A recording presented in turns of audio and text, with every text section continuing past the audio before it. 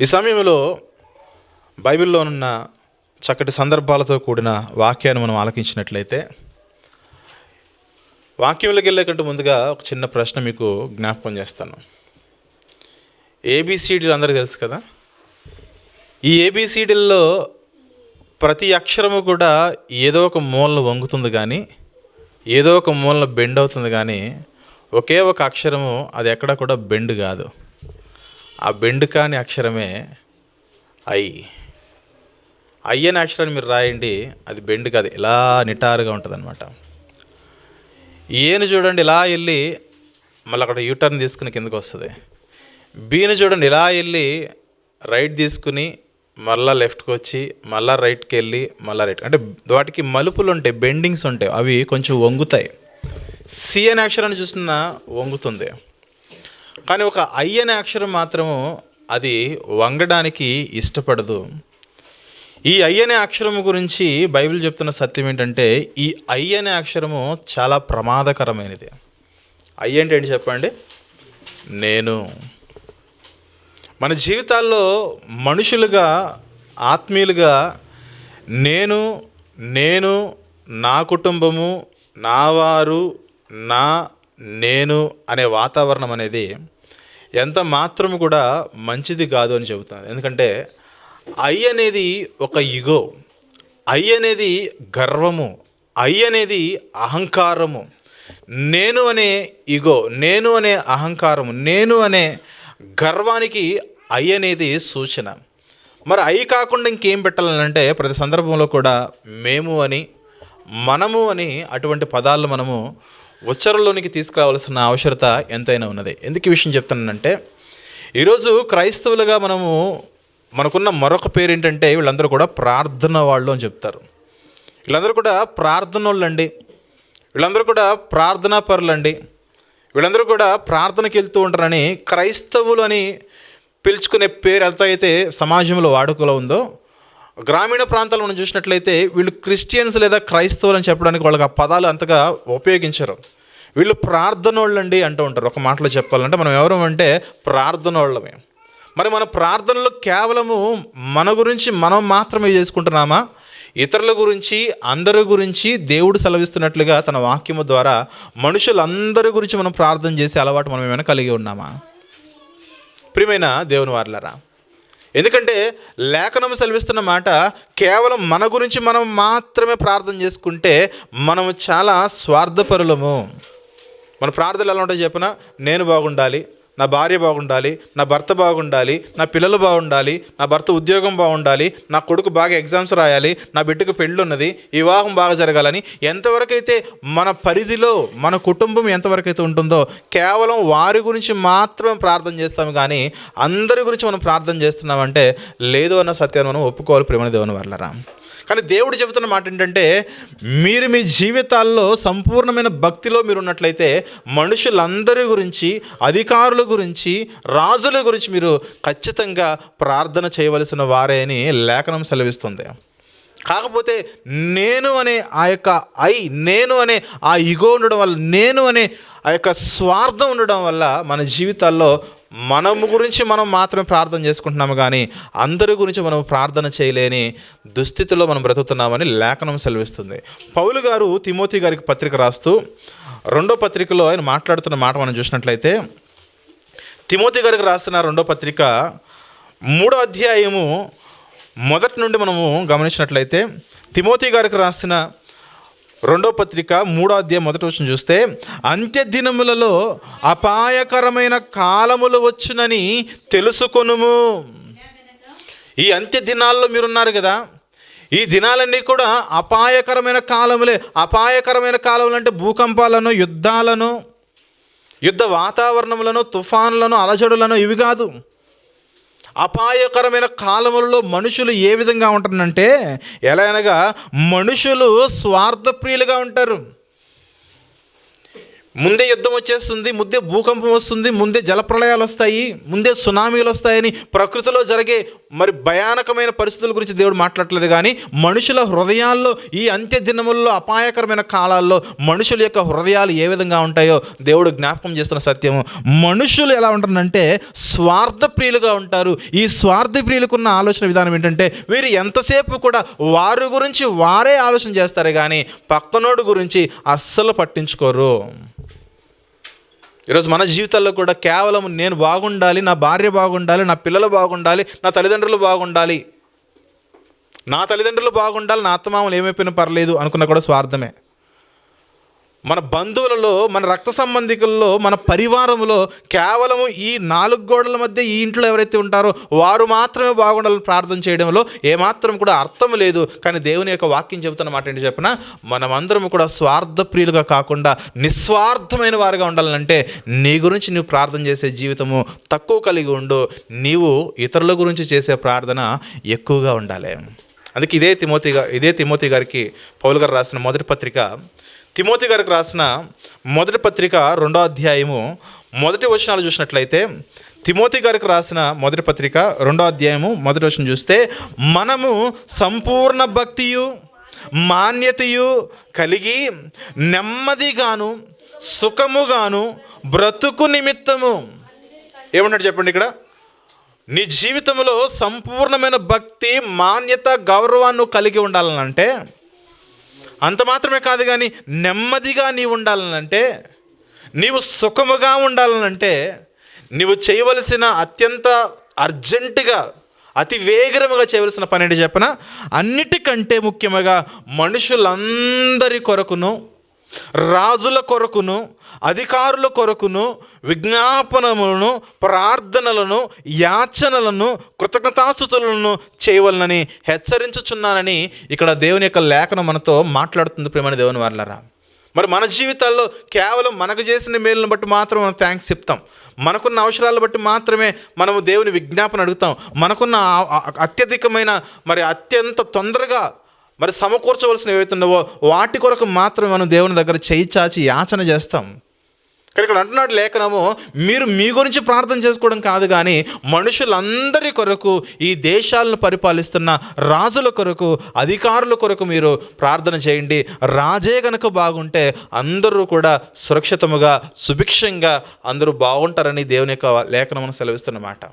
మరి మన జీవితాల్లో చూడండి, వ్యక్తిగత ప్రార్థనలు చూడండి, మన గురించి మనమే, మన తిండి గురించి మనమే, మన వస్త్రాల గురించి మనమే, మన అవసరాల గురించి మనమే, మన ఉద్యోగం గురించి మనమే, కేవలం మన గురించి మనమే చేసుకుంటున్నామే, కానీ నా గురించి నేనే, నీ గురించి నీవే, కానీ మనం అందరము కలిసి అనేక మంది గురించి మనం ప్రార్థన చేయగలుగుతున్నామా?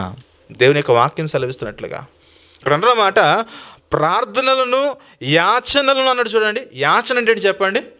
సిగ్నల్స్ దగ్గర కొంతమంది అడుక్కునే వాళ్ళు ఉంటారు, వారిని మనము లోకల్ లాంగ్వేజ్లో అడుక్కునేవాళ్ళు అని పిలిచినా, గౌరవార్థంగా టెక్స్ట్ బుక్ లాంగ్వేజ్లో వారిని యాచకులను పిలుస్తారు. అంటే వారు ఏ రోజు కూడా, ప్రతిరోజు కూడా వారి యొక్క ప్రత్యేకమైన సంపాదన అంటే వాళ్ళు చెయ్యి చాచి సిగ్నల్స్ దగ్గర, బస్సుల దగ్గర, లేదంటే రద్దీగా ఉన్న కూడల దగ్గర వాడు అడుక్కుంటారు చూసారా, అడుక్కునే రూపాయి, రెండు రూపాయలు ఈ విధంగా అన్నింటినీ సమకూర్చుకునే వారు కూడా తమ జీవన విధానాన్ని కొనసాగిస్తుంటారు.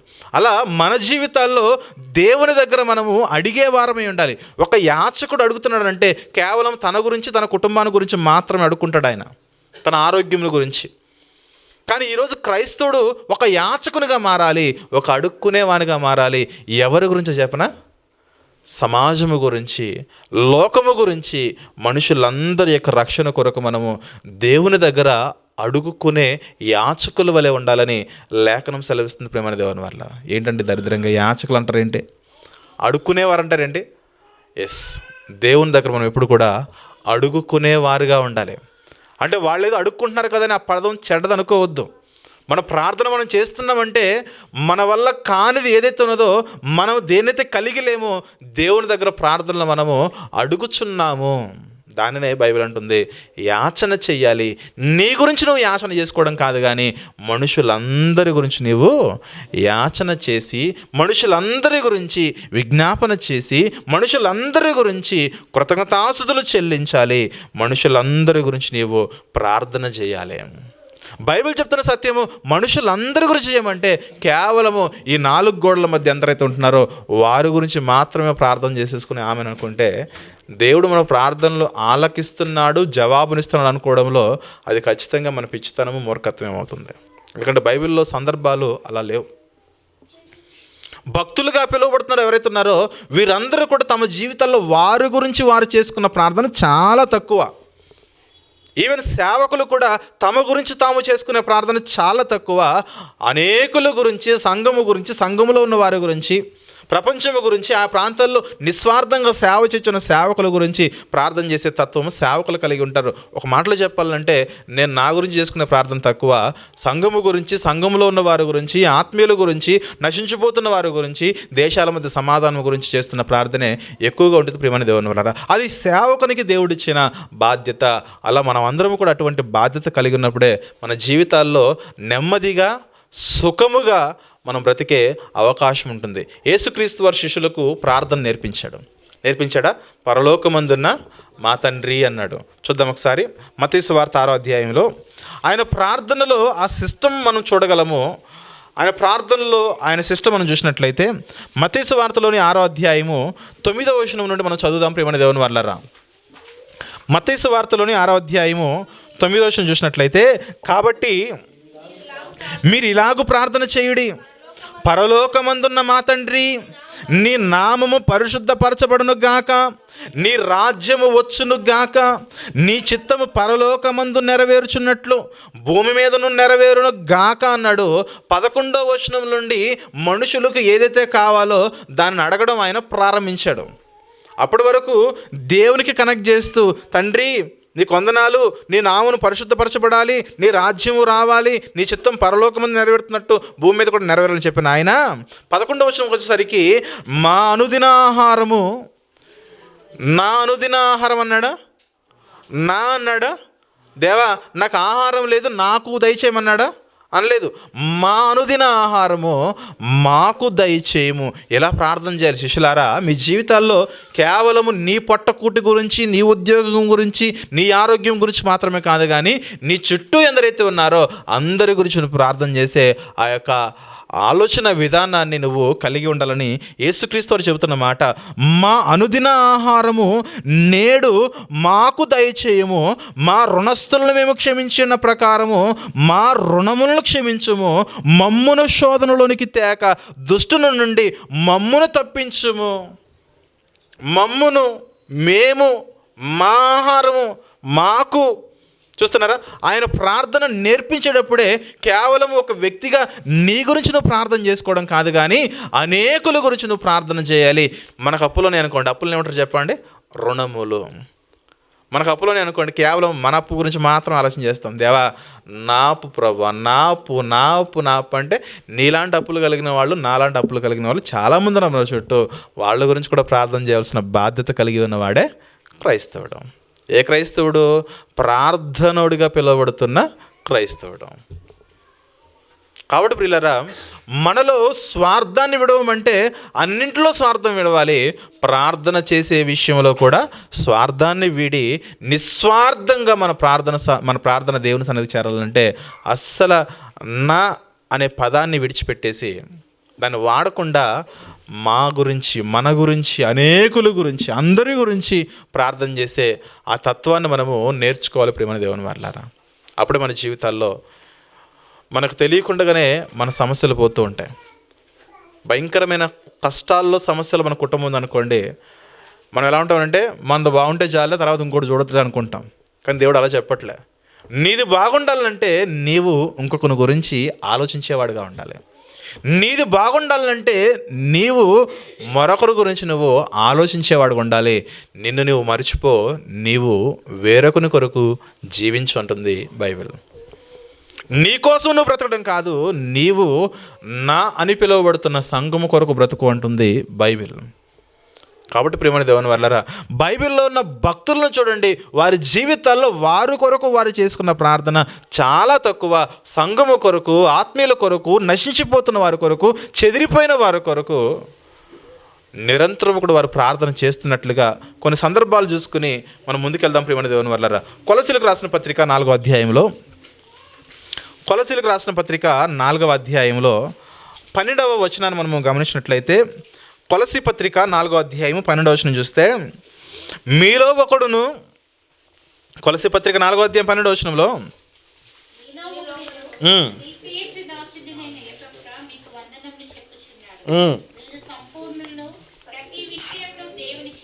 ఏమంటున్నాడు? మీలో ఒకడును క్రీస్తు యేసు దాసుడనైన ఎపఫ్రా మీకు వందనములు చెప్పుచున్నాడు.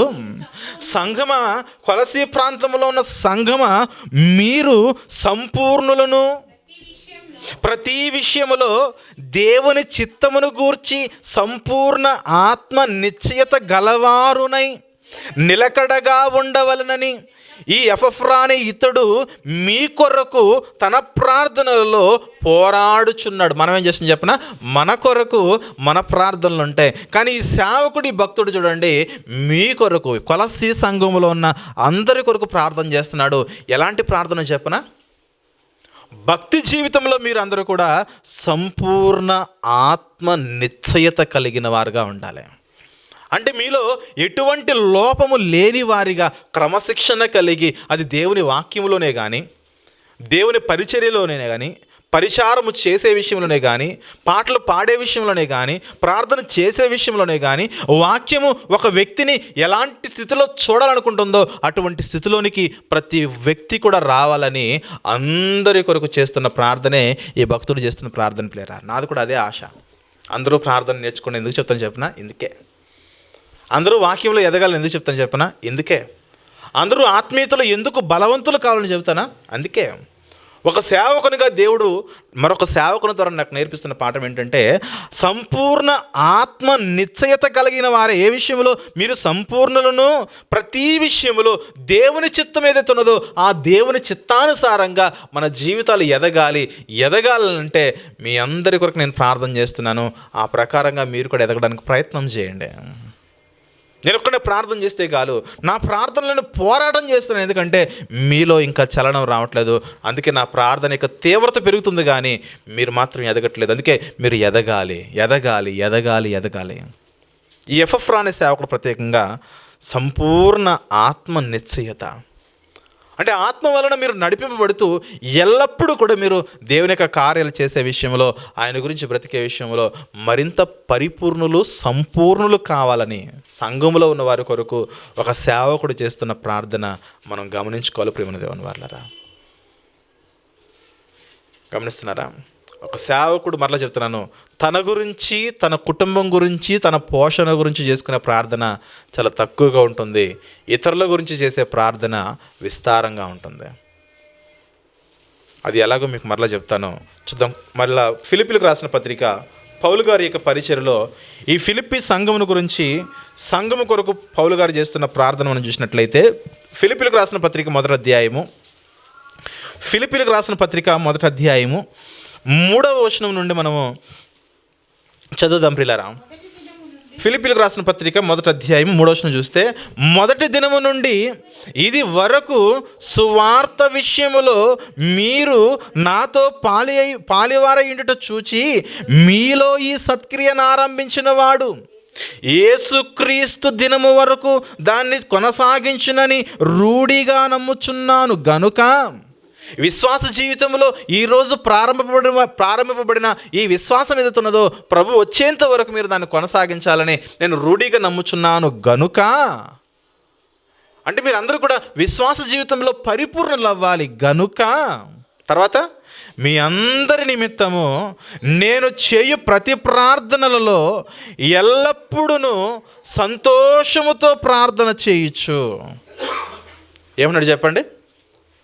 ఎల్లప్పుడూ ఎవరందరి కొరకు? అందరి కొరకు, మీ అందరి నిమిత్తమును నేను చెయ్యి ప్రతి ప్రార్థనలలో ఎల్లప్పుడూ సంతోషముతో ప్రార్థన చేస్తూ నేను మిమ్మల్ని జ్ఞాపకము చేసుకున్నప్పుడల్లా నా దేవునికి నేను కృతజ్ఞతాస్తుతులు చెల్లిస్తున్నాను. అంటే నేను చేస్తున్న ప్రార్థన ఏదైతున్నదో ఆ ప్రార్థనలో సంగమా మీ అందరి కొరకు ప్రార్థన చేస్తున్నాను అంటున్నాడు ఈ భక్తుడు. ప్రియమైన దేవుని వాళ్ళరా, ఇవి స్వార్థము లేని ప్రార్థనలు. పౌలు గారు తన గురించి తన ఇంటి కొరకు ప్రార్థన చేసుకుంటే పెద్ద ఇల్లు కట్టుకునేవాడు. పౌలు గారు ఎందుకు దిగంబరత్వము కలిగి ఏమీ లేనివాడిగా బ్రతికాడు చెప్పనా? పౌలు గారు తన జీవితంలో, దేవా నాకు ఇది కావాలని పౌలు గారు దేవుని ఎప్పుడు అడగలేదు. దేవా నాకు ఇల్లు కావాలనో, ఉద్యోగం కావాలనో, సంపద కావాలనో, ఆస్తి కావాలనో, ఐశ్వర్యం కావాలనో, భార్య కావాలనో, ఇంకొకటనో లోక సంబంధంగా దేవా నాకు ఇది కావాలని ఏ రోజు కూడా పౌలు గారు దేవుణ్ణి అడగలేదు. కానీ అందరికీ ఏ అవసరతలు ఉన్నాయో ప్రతి అవసరత కొరకు, వాళ్ళందరూ కూడా ఆత్మీయంగా ఎదుగుటకు అవసరమయ్యే ప్రతి కార్యాచరణ కొరకు పౌలు గారు దేవుణ్ణి అడుగుతున్నట్లుగా చూస్తున్నాం. నా ప్రతి ప్రార్థనలో మీ అందరినీ కూడా నేను జ్ఞాపకం చేసుకుంటున్నానంటే, ఈ పౌలు గారికి ఉన్నది కేవలం ఫిలిప్పీ సంఘమే కాదు, ఆ కాలంలో స్థాపింపబడిన సంఘాల్లో ఎక్కువ సంఘాలు ఈ మహానుభావుడు వల్లే మరి నిర్మాణంలో స్థాపించబడినట్లుగా మనం చూడగలం. ప్రియమైన దేవుని వారలారా, భక్తుల యొక్క జీవితాల్లో చూడండి, వారు తమ కొరకు చేసుకున్న ప్రార్థన చాలా తక్కువ, అందరి కొరకు చేసిన ప్రార్థన విస్తారం అనే సత్యాన్ని మనం గమనించాలి. దానికి అర్థం ఏంటి చెప్పిన, వారు తమ గురించి చేసుకోలేదని అంటే, మేము ఏమైపోయినా పర్లేదు, అందరూ ఎదగాలి. విశ్వాస జీవితంలో, పరలోకపు యాత్రలో అందరూ ఎదగాలి. ఈ క్రమంలో మాకు ఎన్ని కష్టాలున్నా పర్లేదు, కానీ అందరినీ కూడా మేము ఆత్మీయతలో మేము స్థిరపరచాలి, నిలబెట్టాలని ఆలోచన కలిగి అందరి నిమిత్తం ప్రార్థన చేసిన జీవితాలు ప్రియమైన దేవుని వారలారేవే గమనిస్తున్నారు. అందుకే మన ప్రార్థనలో మనము స్వార్థాన్ని విడిచిపెట్టి నిస్వార్థంగా మన చుట్టూ ఉన్న వారందరి నిమిత్తం మనం ప్రార్థన చేయాలి. కొన్ని సందర్భాల్లో, కొన్ని కుటుంబాల్లో పరిస్థితులు చూస్తే ఇంట్లో కేవలము భార్య మాత్రమే వస్తుంది, భర్త రాడు. కొన్ని కుటుంబాలు చూస్తే భర్త మాత్రమే వస్తాడు, భార్య రాదు. భర్త మాత్రమే దేవుణ్ణి నమ్ముకుంటే భార్య నమ్ముకోదు, భార్య నమ్ముకుంటే భర్త నమ్ముకోడు. ఇలా వీళ్ళు విశ్వాసంలోకి వచ్చి కొన్ని సంవత్సరాలు గడిచిపోతుంది, కానీ ఇంట్లో ఉన్న ఒక భర్తను కూడా నడిపించుకోలేని స్థితిలో వాళ్ళు ఎందుకుంటున్నారు చెప్పన, సరైన ప్రార్థన అనుభవం వారు లేకపోవట చేతనే. ఏ భార్య అయితే భర్త కొరకు అంగలారుస్తుందో, భర్త కొరకు కన్నీరు కారుస్తుందో, ఆ ప్రార్థన ఖచ్చితంగా పరలోకమునకు చేరుతుంది. ఎందుకంటే నా భర్త రక్షింపబడితే మా కుటుంబము శ్రేష్టమైనదిగా ఎంచబడుతుంది. ఎందుకు విషయం చెప్తున్నా చెప్పనా, కుటుంబంలో అందరూ రక్షణ పొందడం అనేది చాలా ప్రాముఖ్యమైన విషయం. పక్కనే ఉన్న భర్తను కూడా మనం మార్చుకోలేకపోతే ఎవరెవరినో మార్చడం అనేది అది సాధ్యపడదు ప్రియమైన దేవుని వారలారా. అందుకే భర్తే కానీ భార్య కానీ కుటుంబంలో ఉన్నవారు రక్షణలో లేకపోతే కనుక వారి కొరకు మనం ప్రార్థన చేయాలి. ఎలా చేయాలి చెప్పినా, వాళ్ళకి వినబడేలా చేయాలి. నోట్లో గొనుక్కోవడం కాదు. అదేంటంటే దేవుడు వినడా, మనసులో ప్రార్థన చేసుకుంటే దేవుడు వినడా అంటే వింటాడు. ఆయన వింటాడు. కానీ నువ్వు చేస్తున్న ప్రార్థన యొక్క తీవ్రత తెలియాలంటే పక్కన ఎవరి కోసమైతే నువ్వు ప్రార్థన చేస్తున్నావో ఆ ప్రార్థన వాళ్ళు వినాలి. అలా అనేక మంది తాగుబోతులు మారారు తెలుసా. భార్య చేసిన ప్రార్థన వలన అనేక మంది తాగుబోతులు మారిపోయారు. ఇంటికి వచ్చినట్టు ఎందుకు తాగుతున్నాను గొడవ పెట్టుకోలే, వాళ్ళు ఉపయోగించిన ఆయుధము ప్రార్థన. ఈ తాగుబోతోడిని, తిరుగుబోతోడిని, తిట్టుబోతోడిని ఎలాగైనా మార్చుకోవాలనుకున్నారు. వాళ్ళు బాగా బిర్రుగా తినేసి పడుకున్న తర్వాత, ఆయన పడుకుని నిద్రపోతూ ఉంటే ఈ మహాతల్లి లేచి ప్రార్థన చేస్తే ఆ ప్రార్థన దేవుని సన్నిధికి ఎంత వేగంగా వెళ్తుందో అంతే వేగంగా పక్కన నిద్రపోతున్న అతని యొక్క హృదయంలోకి వెళుతూ ఉంటే నెల గడిచిపోయింది, మార్పు రాలేదు. 2 నెలలు గడిచిపోయింది, మార్పు రాలేదు. 3 నెలలు గడిచిపోయింది, మార్పు రాలేదు. 4 నెలలు గడిచిపోయింది, మార్పు రాలేదు.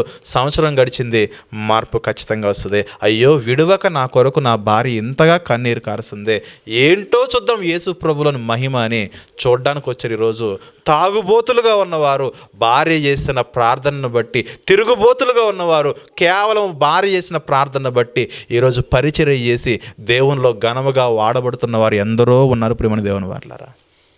అందుకే ప్రార్థన అనేది కేవలం నీ గురించి నువ్వు మాత్రమే కాదు, కానీ నీ చుట్టూ ఉన్న వారందరి గురించి చేయం. అందరూ, అది నీ భర్త, మిగిలిన వాళ్ళందరూ,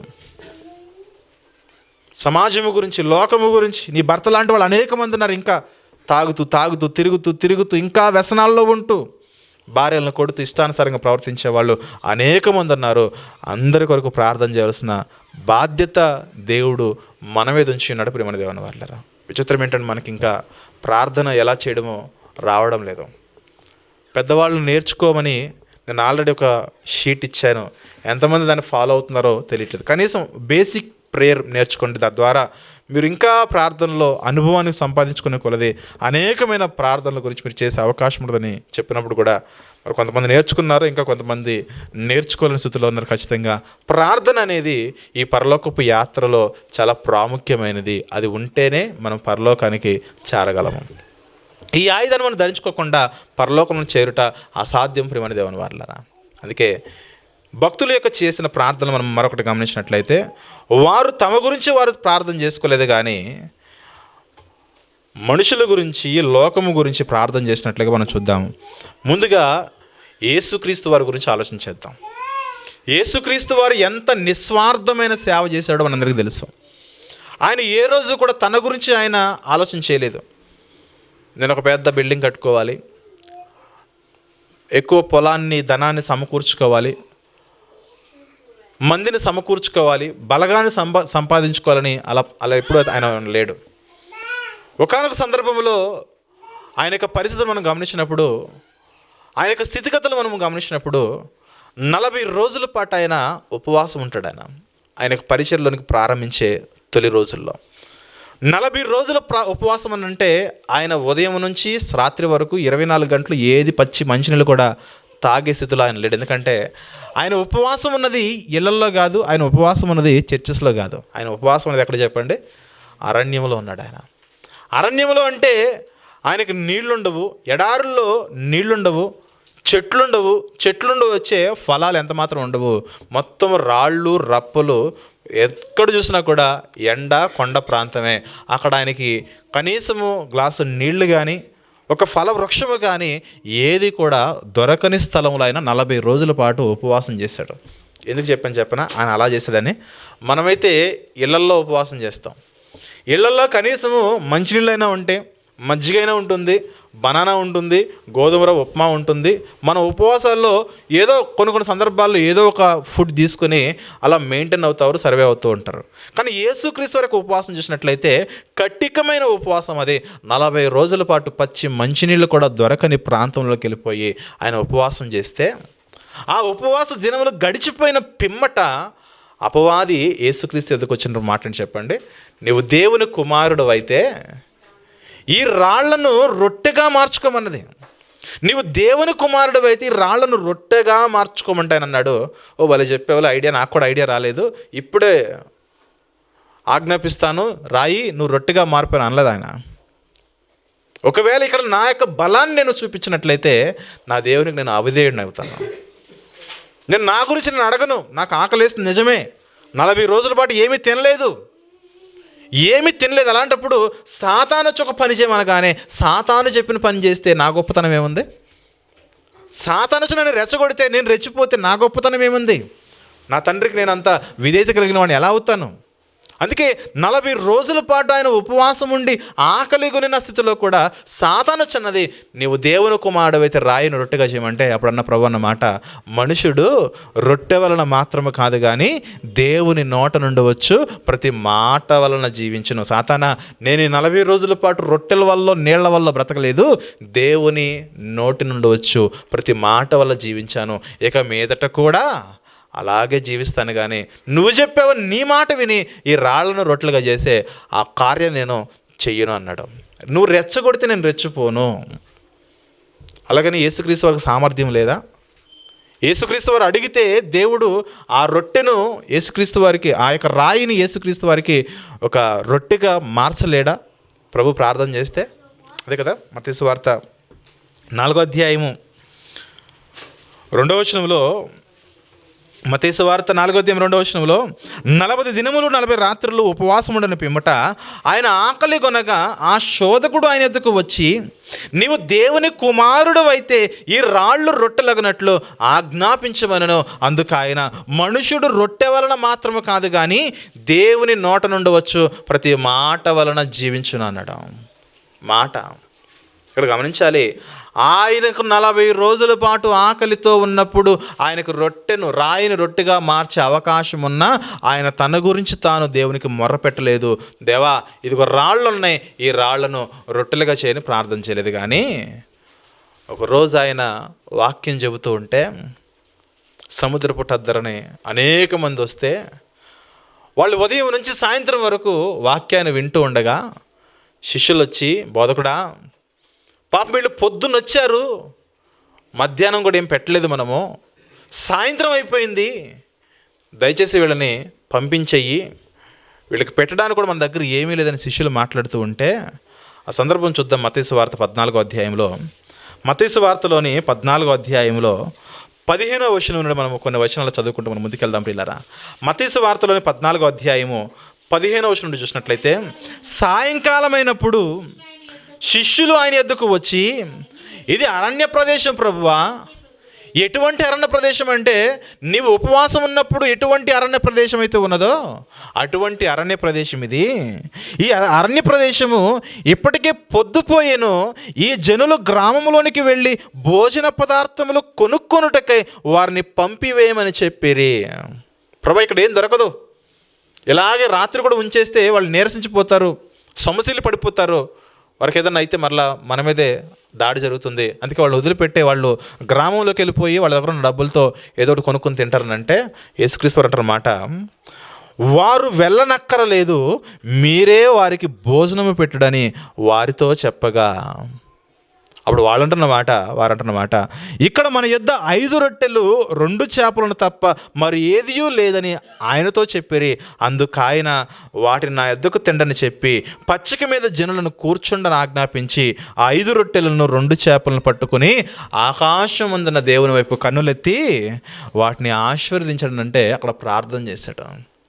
మీరు గమనించాలి, ఆయన ఒంటరిగా ఉన్నప్పుడు 40 రోజుల పాటు అప్పటికే ఏమీ తినలేని పరిస్థితుల్లో రాయిని రొట్టిగా మార్చే అవకాశం ఆయనకు ఉన్నప్పుడు కూడా తన పొట్ట గురించి తను ప్రార్థన చేయలేదు. కానీ పొద్దున తినొచ్చిన మనుషులు మధ్యాహ్నం తినలేదు, రాత్రికి ఆలస్యం అయిపోతుందని శిష్యులు మొరపెడితే ఆ మనుషుల కొరకు, ఆ జనాంగము కొరకు ప్రార్థన చేసి 5 రొట్టెలను 2 చేపలను ఆశీర్వదించి పరలోకమందున దేవునికి ప్రార్థన చేసి, దేవా ఈ రొట్టెలను ఆశీర్వదించిన ఆయన అని తండ్రికి మొరపెట్టి ప్రార్థన చేయగా అందరూ తిన్నారు. వారిలో పురుషులు 5,000 మంది తింటే ఎంత మిగిలింది చెప్పండి? 12 గంపలు మిగిలాయి. ఇక స్త్రీలు, పిల్లలు అందరూ ఇంకెంతమంది తిన్నారో తెలియదు. సుమారు ఒక 10,000 15,000 మంది తినే అవకాశం ఉండొచ్చు అక్కడ. గమనిస్తున్నారా? యేసుక్రీస్తు వారి యొక్క ప్రార్థన మీరు గమనించండి. ఆయన కడుపు కాలినప్పుడు ఆయన తన గురించి తను ప్రార్థన చేసుకోలేదు, కానీ ప్రజలకు ఎప్పుడైతే కడుపు కాలుతుందో అప్పుడు ప్రజల కొరకు ఆయన ప్రార్థన చేసినట్లుగా మనం గమనిస్తున్నాం ప్రియమైన దేవుని వారలారా. అది నిస్వార్థమైన ప్రార్థన అంటే అలా ఉంటుంది. ఇప్పుడు యేసుక్రీస్తు వారు తన గురించి తను ప్రార్థన చేసుకోలేదు కదండి, మన గురించి కూడా మనం చేసుకోవద్దని అది కాదు నా ఉద్దేశం. మన గురించి మనం ఎలాగో చేసుకుంటున్నామో అదే సమయంలో మిగిలిన అందరి గురించి కూడా మనం ప్రార్థన చేసేవారుగా మన జీవితాలు మనం మార్చుకోవాలని లేఖనం చెప్తున్న సత్యం ప్రియమైన దేవుని వారలారా. ఆయనకు ఆకలైనప్పుడు ఆయన గురించి ఆయన ప్రార్థన చేయలేదు, కానీ ప్రజలకు ఆకలవగానే వాటిని పట్టుకుని ఆకాశం వైపు కనులెత్తి దేవునికి స్తోత్రం చెప్పగానే అదంతా కూడా మల్టిప్లై అయ్యి అనేకమైన గంపల నిండా ఆయన ఇస్తున్నాడు, వాళ్ళు వడ్డిస్తున్నారు. ఇక మిగిలిపోయాయి 5 రొట్టెలు చిన్న 2 చేపలు అంటే ఒక గంపలో కూడా అవి పెడితే ఇంకా ప్లేస్ ఉంటుంది. కానీ ప్రభు అందరికీ పెట్టిన తర్వాత మిగిలిన మొక్కలు చూస్తే 12 గంపల నిండా ఎత్తి పక్కన పెట్టినట్టుగా మనం చూస్తున్నాం ప్రియమైన దేవుని వారలారా. అది ప్రార్థనలో ఉన్న శక్తి. అప్పుడు యేసుక్రీస్తు వారు కూడా తినే ఉంటారు. శిష్యులు తిన్నారు, అందరూ తిన్నారు. అది అందుకే పిల్లలు, మన ప్రార్థన ఎలా ఉండాలంటే ఎప్పుడు కూడా మన గురించి మనం కాదు, కానీ అందరి గురించి మనం ప్రార్థన చేసే ఆ యొక్క పరిస్థితులను, అట్టి స్థితిని మనం కలిగి ఉండాలని లేఖనం సెలవిస్తుంది. మరొక సందర్భంలోనికి మనం వెళ్దాము. మరొక సందర్భంలోనికి యేసుక్రీస్తు వారు అప్పగించబడిన రాత్రి అదే.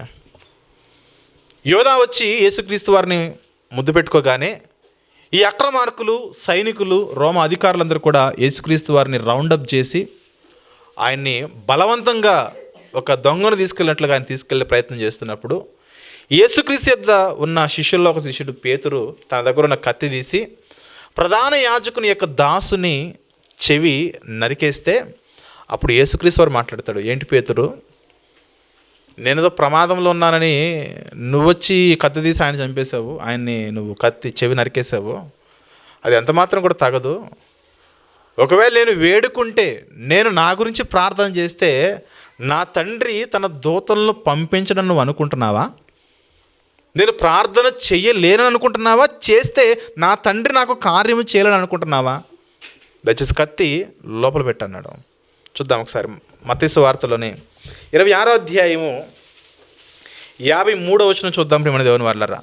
మత్తయి సువార్తలోని 26వ అధ్యాయం 53వ వచనం చూస్తే, ఈ సమయమున నేను నా తండ్రిని వేడుకొనలేననియు వేడుకొని ఎడల ఆయన 12 సేనా వ్యూహముల కంటే ఎక్కువ మంది దూతలను ఇప్పుడే నాకు పంపడనియు నీవు అనుకొనుచున్నావా? ఒక్కొక్క సేనా వ్యూహములో 6000 యోధులు, 6000 దూతలు ఉంటే 12 సేనా వ్యూహములు అంటే ఒక్క ప్రేయర్ రిక్వెస్ట్ పెడితే, ఒక్క ప్రేయర్ కాల్ దేవునికి చేస్తే, ఒక్కసారి నేను ప్రార్థన చేస్తే 72,000 మంది దేవదూతలు ఈ సమయంలో నా కొరకు దిగిపోతారు. అది నా క్యాపబిలిటీ, అది నా సామర్థ్యము.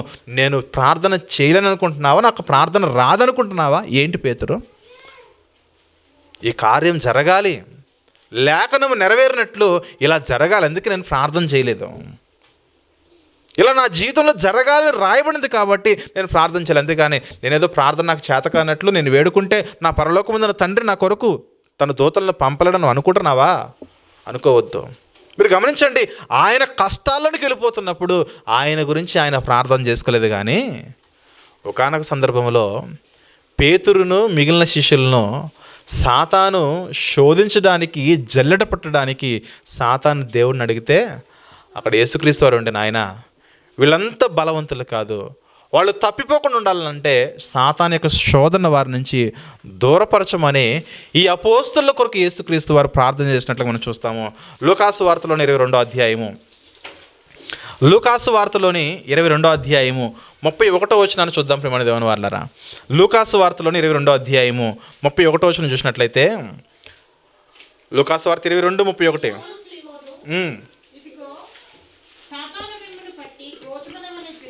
సీమోను సీమోను, ఇదిగో సాతాను మిమ్మును పట్టి గోధుమల వలె జల్లించుటకు మిమ్మును కోరుకొను గాని నీ నమ్మిక తప్పిపోకుండానట్లు నేను నీ కొరకు వేడుకొంటిని.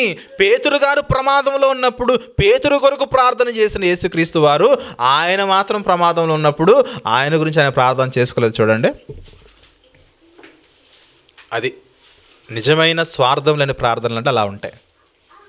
ప్రభు యొక్క జీవితాన్ని మీరు గమనించినట్లయితే ఆయన కష్టాల్లో ఉన్నప్పుడు, ఆయన ఆకలితో ఉన్నప్పుడు తన గురించి తన ప్రార్థన చేయలేదు. కానీ ప్రజలు కష్టాల్లో ఉన్నప్పుడు, ప్రజలు ఆకలితో ఉన్నప్పుడు ప్రజల కొరకు ప్రార్థన చేసినట్లుగా యేసుక్రీస్తు వారు మనం చూస్తున్నాం ప్రియమైన దేవుని వల్ల. ఒక క్రైస్తవుడిగా క్రీస్తుకు కలిగిన మనసును మనము కలిగి ఉండాలి. ఒక క్రైస్తవునిగా క్రీస్తుకు కలిగిన మనసును మనం ఎప్పుడైతే కలిగి ఉంటామో అప్పుడే మనము మన భక్తిలో పరిపూర్ణత వస్తుంది. ఇక మీదట మనము మన గురించి మనం మాత్రమే ప్రార్థన చేసుకుని క్లోజ్ చేయడం కాదు, కానీ అందరి గురించి మనం ప్రార్థన చేయాలి. అందరి గురించి, సమస్త జనుల గురించి. అలా మనం ఎప్పుడైతే ప్రార్థన చేస్తామో మన ప్రార్థన యొక్క సమయం పెరుగుతుంది, మన ప్రార్థన యొక్క అనుభవం పెరుగుతుంది. దేవునిలో మనము నిస్వార్థంగా మనము జీవించగలము ప్రియమైన దేవుని వారలారా. ఈ భక్తులందరినీ చూడండి, వారు తమ గురించి వారు చేసుకున్న ప్రార్థన చాలా తక్కువగా ఉంటుంది, అందరి గురించి చేసిన ప్రార్థన విస్తారంగా ఉంటుంది. జాగ్రత్త, దానిని మనం కలిగి ఉండాలని ప్రభువు చెప్తున్న ప్రార్థన. ఇదిగో మా అనుదిన ఆహారము, మా అని అందరిని ఇంక్లూడ్ చేయండి. మా రుణములను క్షమించండి. మా అప్పులు నా అప్పులు కాకుండా అందరి గురించి చేసే అలవాటును మనం కలిగి ఉండాలి. అలాగే మరొక సందర్భాన్ని చూపించి నేను ముందుకెళ్తాను. యోబు గ్రంథంలో యోబు గారి యొక్క జీవితాన్ని మనం ఆలోచన చేసినట్లయితే, యోబు గ్రంథంలో యోబు గారు సమస్తాన్ని కోల్పోతాడు మనకు తెలుసు. యోబు గారి యొక్క స్నేహితులు కూడా వచ్చి ఎన్నో మాటలు మాట్లాడతారు. ఆ మాటల్లో కొన్ని మంచి మాటలు ఉంటాయి, కొన్ని మాటలు పనికిమాలిన మాటలు ఉంటాయి. అటువంటి సందర్భాల్లో దేవుడు యోబు గారు మాట్లాడిన మాటలను బట్టి దేవుడు ఇంప్రెస్ అవుతాడు. యోబు యొక్క స్నేహితులు మాట్లాడిన మాటలను బట్టి దేవుడు చాలా కోపాన్ని తెచ్చుకుంటాడు. అప్పుడు యోబు యొక్క స్నేహితులతో దేవుడు మాట్లాడతాడు. యోబు యొక్క స్నేహితులతో దేవుడు మాట్లాడతాడు. చూద్దాం ఒకసారి. యోబు గ్రంథం 42వ అధ్యాయములో, యోబు గ్రంథము 42వ అధ్యాయము 7వ వచనం చూసినట్లయితే, యోబు గ్రంథంలోని 42వ అధ్యాయం 7వ వచనం చూస్తే, యెహోవా యోబుతో ఆ మాటలు పలికిన తర్వాత ఆయన తేమానీయుడైన ఎలీఫజుతో ఇలాగు సెలవిచ్చెను. యోబు స్నేహితుల్లో బిల్దదు, జోఫరు, ఎలీఫజ్ అని ముగ్గురు స్నేహితులు ఉంటే ఈ స్నేహితుల యొక్క మాట విధానం ఏమాత్రం కూడా సరిగ్గా లేనప్పుడు ఆయన మాట్లాడుతున్నాడు.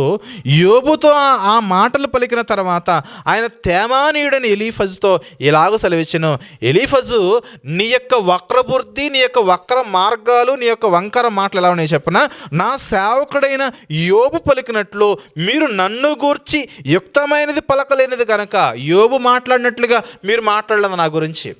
మీ మాటల్లో దోషం ఉన్నది, మీ మాటల్లో వంకర మార్గాలు ఉన్నాయి, వంకర మాటలు ఉన్నాయి, మీరు తిన్నగా సరైన మాటలు మీరు మాట్లాడలేదు అని చెబుతూ, నా కోపము నీ మీదను నీ ఇద్దరు స్నేహితుల మీదను మండుచున్నది. అంటే ఎలీఫజు మీద, జోఫరు మీద, బిల్దదు మీద, మీ ముగ్గురు మీద కూడా నా కోపం మండుతుంది. కాబట్టి మీరు అర్జెంటుగా చేయాల్సిన కార్యం ఏంటి చెప్పనా, మీరు ముగ్గురు వెళ్ళిపోండి, నా యొక్క భక్తుడైన యోబు దగ్గరికి వెళ్ళిపోండి. యోబు మీ కొరకు ప్రార్థన చేస్తాడు చెప్తున్నాడు అక్కడ. 8వ వచనం చూస్తే, కాబట్టి 7 ఎడ్లను 7 పొట్టేళ్లను మీరు తీసుకొని నా సేవకుడైన యోబు నద్దకు పోయి మీ నిమిత్తము దహన బలి అర్పింపవలెను. అప్పుడు నా సేవకుడైన యోబు మీ నిమిత్తము ప్రార్థన చేయును. అతడు మీ కొరకు ప్రార్థన చేస్తే మీరు అంగీకరింపబడతారు. ఈ ముగ్గురు స్నేహితులకు దేవుడు ఇస్తున్న వార్నింగ్, మీ మాటలు సరిగా లేవు, మీ మాటలు వంకర మాటలు ఉన్నాయి, సరిగ్గా మాట్లాడలేదు. కాబట్టి మీరు వెళ్ళి అతని దగ్గరికి వెళ్ళి ప్రార్థన చేయించుకోండి. యోబు మీ కొరకు ప్రార్థన చేస్తేనే మీరు అంగీకరించబడతారు. అసలు యోబు గారి దగ్గరికి ఎవడైనా వెళ్తాడా? మనలో మన మాట. యోబు గారి జీవితం బాగుందా? బాగాలేదు. ఎంత దరిద్రం అంటే ఆస్తి పోయింది, అంతస్తు పోయింది, గౌరవం పోయింది, పిల్లలు పోయారు, భార్య కూడా ఉంది కానీ లేనట్టే ఉంది, శరీరం అంతా కురుపులు, నీరసించిపోయిన బ్రతుకు. అటువంటి వాని దగ్గరికి వెళ్ళి ప్రార్థన చేయించుకోవాలంటే ఎవరికైనా మనసు వస్తుందా? ఈరోజు ఎంతో కొంత మంచి డ్రెస్ వేసుకుంటున్నాను కాబట్టి, అక్కడక్కడ ఫోటోల్లో యూట్యూబ్లో అక్కడ కనబడుతున్నాను కాబట్టి నాకంటూ కొంచెం విలువ ఉంది. నేను ప్రార్థన చేస్తే దేవుడు ఆలకిస్తాడు అని నా భక్తి జీవితాన్ని బట్టి, నాకున్న స్థితిని బట్టి కొంతమంది ప్రార్థన కోరతారు, చేస్తాను. వారికి ఉన్న విశ్వాసాన్ని బట్టి, నేను చేసిన ప్రార్థన బట్టి కూడా సంఘంలోనూ బయట వారికి బ్రదర్ ప్రార్థన చేస్తే దేవుడు ఆలకిస్తాడనే ఒక చక్కటి నమ్మకం ఉన్నది. మంచిదే నమ్మకం. కానీ నేను కూడా యోబు వంటి స్థితిలో ఉంటే కనుక నా దగ్గరికి ఎవరైనా ప్రార్థన చేయించుకోవడానికి వస్తారా? ఒళ్ళంతా కురుపులు, వస్త్రాలు సరిగా లేవు, జుట్టు సరిగా లేదు, గడ్డం సరిగా లేదు, అవునా, భయంకరమైన ఇంటి కూడా సరిగా లేదు, ఎక్కడో దుమ్ములో ధూళిలో పొల్లాడుతున్నాను, ఎప్పుడు చూసినా గోక్కుంటున్నాను. ఇటువంటి గోక్కునే వాడి దగ్గరకు వచ్చి ఒకడు ప్రార్థన చేయమంటే వీడు గోకుడు పెరుగుతుందా పెరగదా? అంటే మండుతుందా మండదా? నా బతికే సక్కంగా లేదు నాయన, నువ్వు వచ్చి నన్ను ప్రార్థన చేయమన్నావని యోబు గారు అనాలా? వద్దా? అనాలి. వారు చూస్తున్నారు కదా వచ్చిన దగ్గర నుంచి ముగ్గురు స్నేహితులు, అరే ఫ్రెండ్స్ ఏంట్రా మీరు నా గురించి అర్థం చేసుకున్నాను, నా జీవితమే సరిగా లేదు, ఆస్తి లేదు, అంతస్తు లేదు, పిల్లలు లేరు, పొలాలు లేవు, సమస్తము పోయింది, పనివారు లేదు, ఒళ్ళంత దురద లేదు, కురుపులు. మీరు నన్ను ప్రార్థన అసలు నా ప్రార్థనే దేవుడు ఆలకిస్తే నేను ఎప్పుడో చేసుకునేవాడు కదా, మీరేంటి నన్ను ప్రేయర్ రిక్వెస్ట్ అడుగుతున్నారు అని అనలేదు యోబు గారు. చూద్దామా 10వ వచనంలో, మరియు యోబు తన స్నేహితుల నిమిత్తము ప్రార్థన చేసినప్పుడు, చాలా జాగ్రత్తగా చదవండి సందర్భము, చాలా చక్కగా ఉంటుంది. యోబు తన స్నేహితుల నిమిత్తము ప్రార్థన చేసినప్పుడు స్నేహితులు బాగుపడ్డారని ఉందా? ఏమన్నది అక్కడ? యోబు స్నేహితుల నిమిత్తం ప్రార్థన చేసినప్పుడు యెహోవా యోబు యొక్క క్షేమస్థితిని మరలా దయచేసెను. నీవు నీ కొరకు ప్రార్థన చేసుకుంటే నువ్వు స్వార్థప్రియుడివే, నీవు ఇతరుల కొరకు ప్రార్థన చేస్తే నీవు నిస్వార్థమైన వాడివి, నీ ప్రార్థన నా సన్నిధికి చేరుతుంది, నీకేం కావాలో కూడా దేవుడు నీకు ఇచ్చేస్తాడు. యోబు ఏదైతే కోల్పోయాడో వాటన్నిటి కూడా మరలా అతని క్షేమస్థితిని మరలా అతనికి దయచేసెను.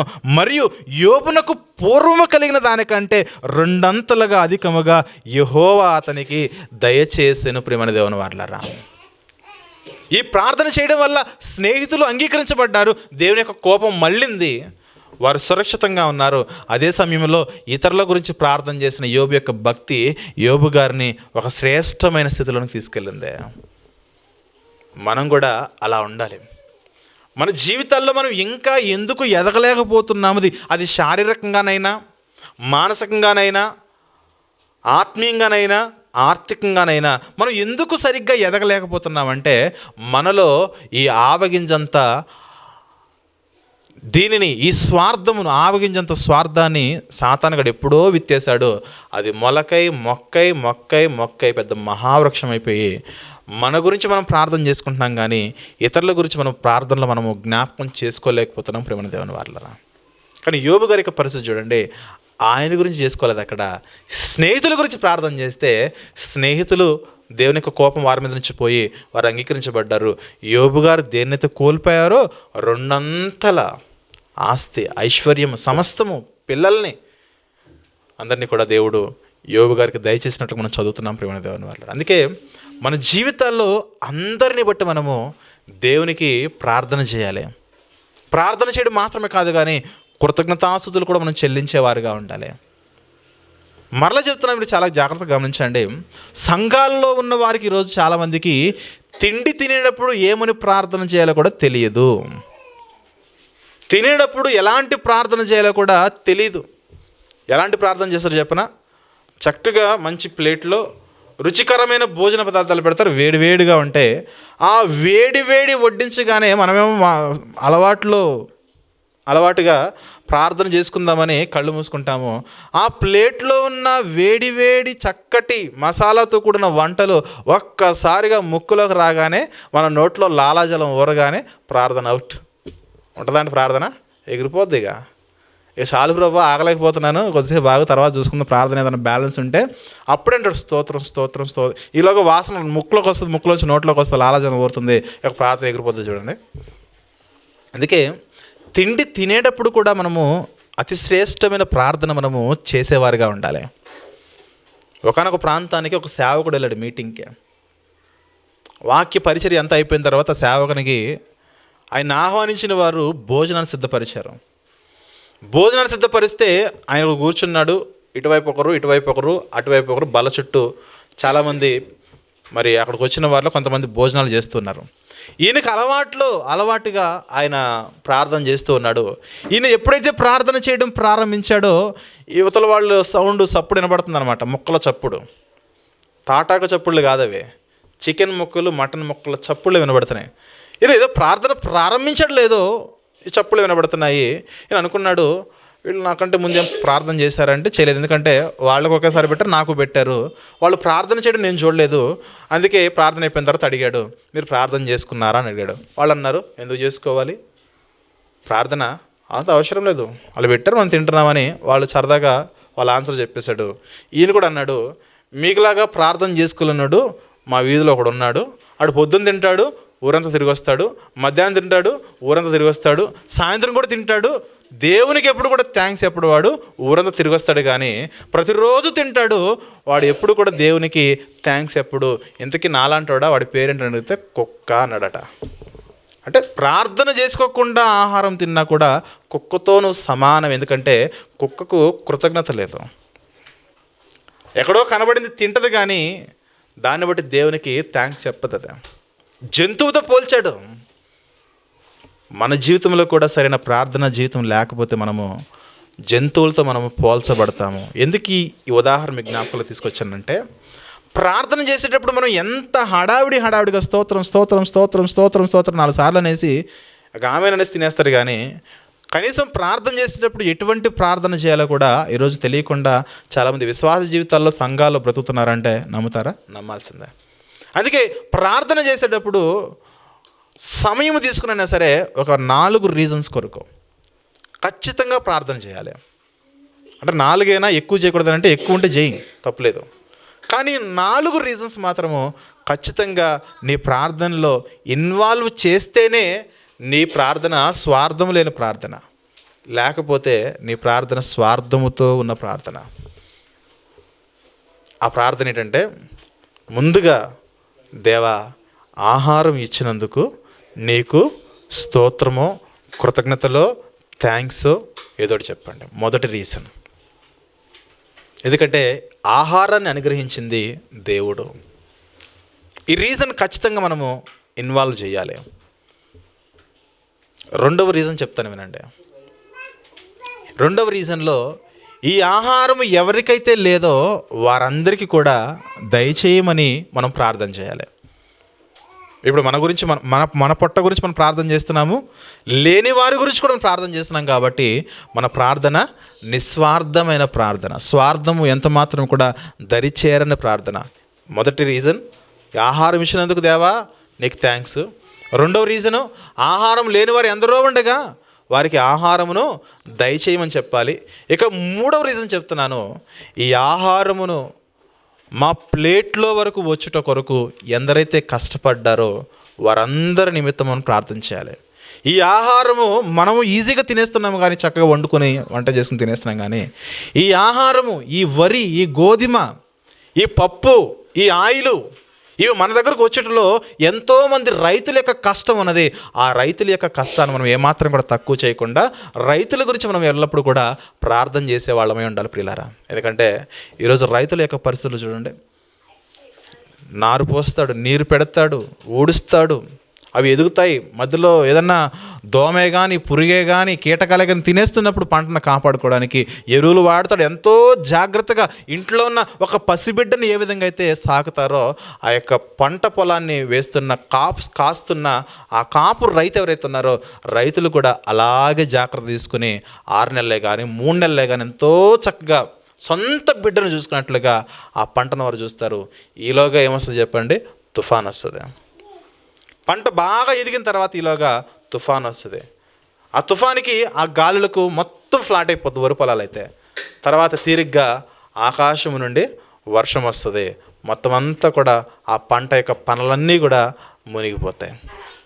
అటువంటి పరిస్థితుల్లో రైతు ఎంత కష్టాన్ని అనుభవించి ఒక గింజ పోకుండా ఎంతో జాగ్రత్తగా కాపాడితే కానీ ఈరోజు మన ప్లేట్లోకి అన్నం వస్తుంది. కొన్ని సందర్భాల్లో ట్రాక్టర్తో ఆ యొక్క దుక్కు దిన్నేస్తారు. ఏమంటారండి? కుప్పలు నూర్చుట అంటారు. కుప్పలు మాసూళ్ళు చేస్తారనమాట. మంచి మాట, మాసూలుగా చేస్తారు. ఆ వడ్లన్నీ కూడా ఆ రోడ్డు మీద అలా వేస్తారు. ఇలాగ వర్షం వచ్చేస్తుంది. అప్పటికప్పుడు వాళ్ళ దగ్గర పరదాలు ఉండవు, ఏముండవు. అయినా కూడా ఎంతో కష్టంతో కొన్ని సందర్భాలు చూస్తే ఆ ధాన్యపు బస్తాలన్నీ రోడ్డు మీద పెడతాడు, అప్పుడు వర్షం వచ్చేస్తుంది. ఎటువంటి ప్రతికూలమైన పరిస్థితుల్లో పంటలు పండిస్తున్నారో మనం గమనించుకోవాలి. అందుకే రైతుని గురించి, పండిస్తున్న రైతుని గురించి మనం ఖచ్చితంగా ప్రార్థన చేయవలసిన వారమై ఉన్నాం. ఎందుకంటే రైతు లేకపోతే మనకి ఆహారం లేదు. పల్లెల్లో ఉన్న రైతులు లేకపోతే పట్టణాల్లో ఉన్న వారికి తిండి లేదు. జాగ్రత్త. విచిత్రం ఏంటంటే ఈ పట్టణం వాడికి పల్లెల్లో గ్రామాల్లో ఉన్నవాడనంటే చులకన. వారి వస్త్రాలు చూసి, వారి యాసలు చూసి, వారి భాష చూసి వాళ్ళంటే ఈ పట్టణాల్లో ఉన్న వాళ్ళకి ఎంత చులకనో చూడండి. రైతు లేకపోతే ఏం తింటావు చెప్పు? ట్యాబ్లెట్ తింటావా? సెల్ ఫోన్ తింటావా? కంప్యూటర్ తింటావా? ఏం తింటావు చెప్పు? నువ్వు సెల్ ఫోన్లో పనిచేసినా, కంప్యూటర్లో పనిచేసినా, ల్యాప్టాప్లో పనిచేసినా, పెద్ద పెద్ద మిషనరీస్తో పనిచేసినా చివరికి నువ్వు వచ్చి తినాల్సింది ఆ అన్నమే. ఆ అన్నం మెతుకులు లేకపోతే నీ జీవితం లేదు. అందుకే ఈ సిటీ వాడు పల్లెటూరు నోడిని చూసి అంతగా వారిని ఏమంటారు చెప్పండి, వాళ్ళని అవమానకరంగా చూడాల్సిన అవసరం అయితే ఎంత మాత్రం లేదు ప్రియమైన దేవుని వర్లారా. మీరు గమనించండి, కొన్ని బస్సుల్లో కానీ ట్రైన్లో కానీ ఒక రైతు పంచి కట్టుకుని వస్తే వాళ్ళు పక్కన కూర్చుంటే ఏదో పెద్ద ఫీల్ అయిపోతూ ఉంటారు. నువ్వేంటి నా పక్కన కూర్చోవడం అనేసి. అనే కదా, కూర్చోబెట్టుకోరు. ఆయన పండించిన పంట లేకపోతే నీ కడుపులోనికి, నీ నోట్లోకి 5 ఏళ్ళు వెళ్ళవు. అందుకే ఆయన గురించి మనం ప్రార్థన చేయాలి. ఏ తండ్రి అయినా ఆడపిల్లను రైతుకి ఇస్తాడా? సాఫ్ట్వేర్కి ఇస్తాడు. మళ్ళీ అర్థమవుతుందా? సాఫ్ట్వేర్కి ఇస్తాడు కానీ రైతుకి ఇవ్వడు. ఎవరు గొప్ప చెప్పండి? రైతే గొప్ప. రైతే ఉన్నతమైన వాడు. ఎందుకంటే ప్రపంచంలో ఉన్న అన్ని వర్గాల వారు తిండి తినాలంటే రైతు యొక్క క్రియాశీలకమైన పాత్ర చాలా ప్రాముఖ్యమైనది. రైతే కానీ, కూలియే కానీ, కూలి పని వాళ్ళు కూడా కావాలి కదా. అదే కాబట్టి ప్రియమైన దేవుని వల్ల రైతుల గురించి, వారి యొక్క సహకారుల గురించి మనం ఎల్లప్పుడూ కూడా ప్రార్థన చేసేవారుగా ఉండాలని లేఖనం మనకు సెలవిస్తుంది ప్రియమైన దేవుని వల్లరా. ఇక 4వ రీజన్ చెప్తాను. 4వ రీజను, ఇంటిలో వంట చేస్తున్న మహాతలు ఉంటారు చూసారా, వారి గురించి మనం ఖచ్చితంగా ప్రార్థన చేయాలి. అంటే భార్య గురించి. ఒకవేళ పురుషుడే వండుతున్నాడు అనుకోండి, పురుషుని గురించి ప్రార్థన చేయండి. ఎందుకు చెప్పనా? వాళ్ళు వండకపోతే మనం ఎలా తినేది? వాళ్ళు 4 రోజులు మంచాన పడ్డారనుకోండి, అప్పుడు తెలుస్తుంది ఆకలి బ్రతుకులు, ఆకలి చప్పుళ్ళు అనేవి. అందుకే వంట చేస్తున్న వారి గురించి ప్రార్థన చేయండి పురుషులైతే. స్త్రీలు ఏమైనా ప్రార్థన చేయాలి చెప్పనా?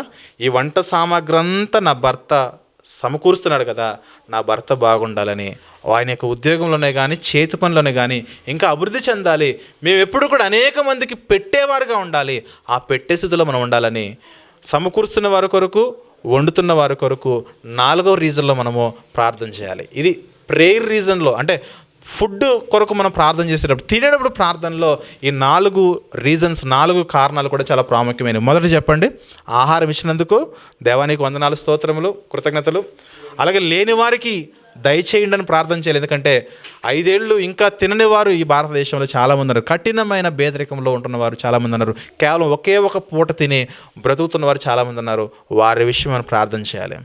ఇక 3వదిగా పండిస్తున్న రైతు కొరకు, వారి యొక్క సహకారుల కొరకు మనం ప్రార్థన చేయాలి. ఇక 4వదిగా వంట చేస్తున్న వారి కొరకు, ఆ వంట సామాగ్రి సమకూర్చిన వారి కొరకు మనము 4వ రీజన్లో ప్రార్థన చేస్తే మన ప్రార్థన తక్కువ సమయంలో ఒక చిన్న పరిపూర్ణత వస్తుంది. దానిలో ఇచ్చినందుకు దేవునికి స్తోత్రం చెప్తున్నాం, రైతు గురించి మనం ఆలోచన చేస్తున్నాం, లేని వారికి ఇవ్వమని స్వార్థం లేకుండా దేవ వాళ్ళు కూడా ఇవ్వమని అడుగుతున్నాం. అలాగే సమకూర్చిన వారి కొరకు, సిద్ధపరిచిన వారి కొరకు మనం ప్రార్థన చేస్తున్నాం. ఈ ప్రార్థన, ఈ 4 రీజన్స్ చిన్నవైనా కూడా చాలా అవసరమైన రీజన్స్ కాబట్టి మన ప్రార్థనలో వీటిని జ్ఞాపకం చేసుకోవాలి. లేదు నాకు వచ్చిందే చేస్తాను, నేను ఉన్నదే తింటాను అనుకుంటే మనము కుక్కతో సమానమే, ఆ భక్తుడు వారితో మాట్లాడినట్లుగా. కాబట్టి ప్రియమైన దేవుని వాళ్ళరా, కృతజ్ఞత కలిగిన వారమే మనం ఉండాలి. కృతజ్ఞత కలిగిన వారమే ఉండి మన జీవితాల్లో చక్కటి ప్రార్థన చేయాలి. మన గురించి మనం చేయడం మాత్రమే కాదు, కానీ అనేకుల కొరకు ప్రార్థన చేసే స్థితిలో దేవుడు మనలను ఉంచి ఉన్నాడన్న సత్యాన్ని మనం గమనించుకొని దేవునిలో స్వార్థాన్ని వీడి నిస్వార్థమైన ప్రార్థన చేస్తూ మనం మరింత ముందుకు కొనసాగిపోవాలని నా మాటలు ముగిస్తున్నాను. యేసుక్రీస్తు వారిని చూడండి, ఆయన తనకు ఆకలైనప్పుడు ప్రార్థన చేసుకోలేదు, మందికి ఆకలి అవగానే ప్రార్థన చేశాడు. తనకు కష్టం వచ్చినప్పుడు ప్రార్థన చేసుకోలేదు, కానీ పేతురు గారు కష్టంలో ఉంటే పేతురు గారి కొరకు ప్రార్థన చేశారు. ఒక యోబు గారు చూడండి, తనకు ఆపదలో ఉంటే అతనికి కాదు, కానీ ఎప్పుడైతే స్నేహితుల నిమిత్తం ప్రార్థన చేశాడో, యోబు గారు ఏటినైతే పోగొట్టుకున్నాడో అన్నిటినీ కూడా యోబు గారు ప్రార్థనల వలన సమకూర్చుకున్న జీవితం ప్రియమైన దేవుని వారలారా. అందుకే ప్రార్థన చాలా ప్రాముఖ్యమైనది, అవసరమైనది. ప్రభువు నేర్పుతున్న మాదిరికరమైన ప్రార్థనలో కూడా మా అనుదిన ఆహారము అందరికీ ఇవ్వండి. కాబట్టి ప్రియులారా, అందరి గురించి ప్రార్థన చేసే అలవాటు మనం కలిగి ఉండాలి. ఉదయకాలంలో మనం కొంతమంది గురించి, అనారోగ్యంగా ఉన్న వారిని గురించి, ఆపదల్లో ఉన్న వారి గురించి మనం ప్రార్థన చేస్తూ ఉన్నాం. అలాగే ప్రతి ఒక్కరు కూడా మీ వ్యక్తిగత ప్రార్థనలో కూడా అందరి గురించి ప్రార్థన చేసే ఆ చక్కటి పరిస్థితులను వారందరూ కూడా కలిగి ఉండాలని మనసారా కోరుచు ఈ నా మాటలు ముగిస్తున్నాను. మంచిదండి, ప్రార్థన చేసుకుందాం.